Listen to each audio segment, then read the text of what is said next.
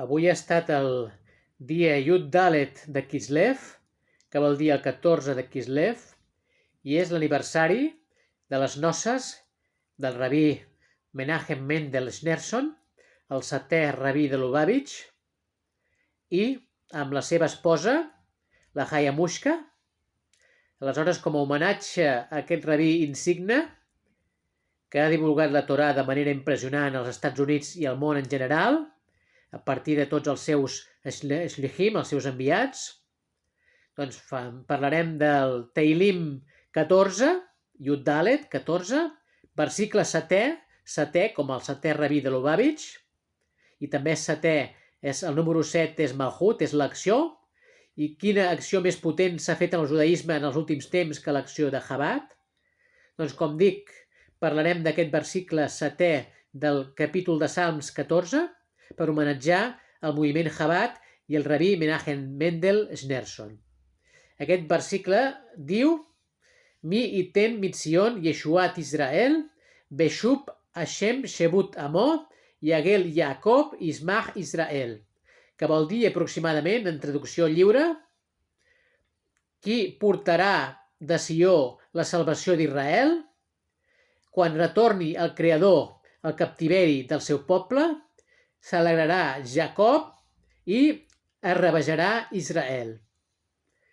Ens centrarem sobretot en la segona part d'aquest versicle, que diu: quan retorni el Creador al captiveri del seu poble, s'alegrarà Jacob, es rebaixarà Israel. La paraula quan retorni d'aquest versicle és Beshub.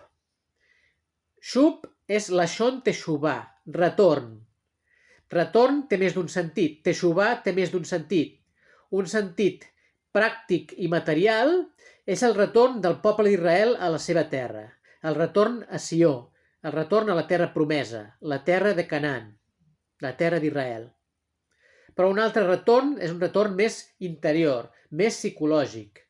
És que el poble d'Israel recobri una mentalitat no només positiva i constructiva, sinó també una mentalitat positiva i de benedicció, de manera patent per tota la humanitat, que per tota la humanitat ja ha sigut patent això, que el poble d'Israel és un poble beneït, sinó també una percepció íntima i personal, que nosaltres som persones beneïdes, que som individus que el Creador ens té una consideració especial.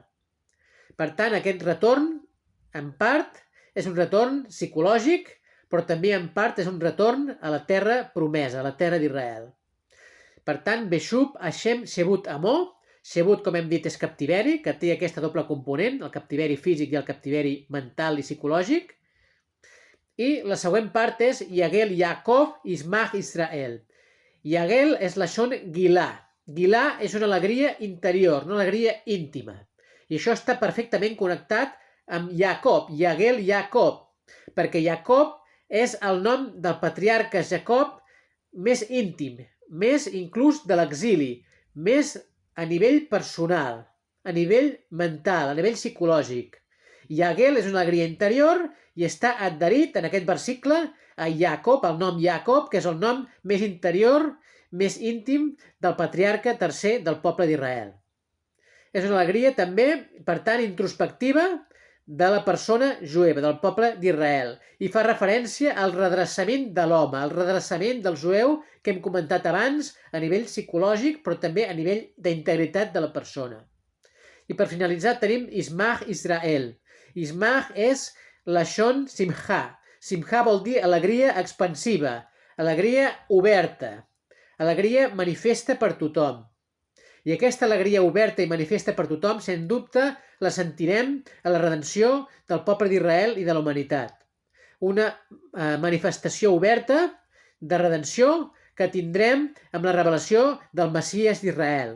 I precisament la paraula Ismach és un anagrama que vol dir que té les mateixes lletres que la paraula Mashiach en hebreu.